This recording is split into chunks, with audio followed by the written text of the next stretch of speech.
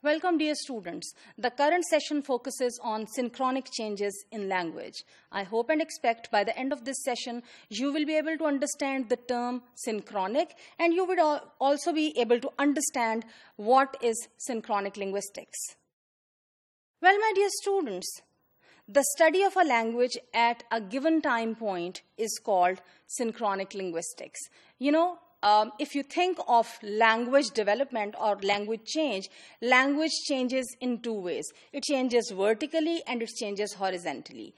It changes through the times and it changes through the space. The study of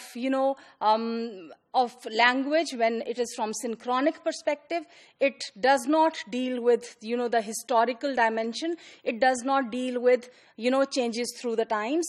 Rather, it looks at it in the space at a particular time point. A synchronic approach, the term synchronic comes from the Greek word,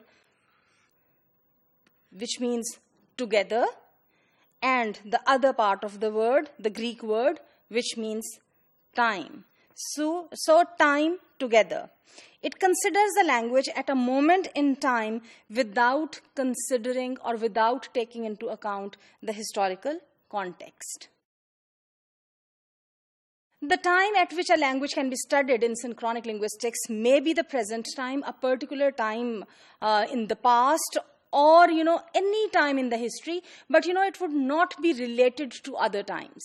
Whichever time would be selected for the study of time. Let's say if somebody wants to study English language in the 20th century, this is where it would focus. If somebody wants to study English language in the 10th century, this is where it would focus. It would not relate it to the 9th century or the 11th century, etc.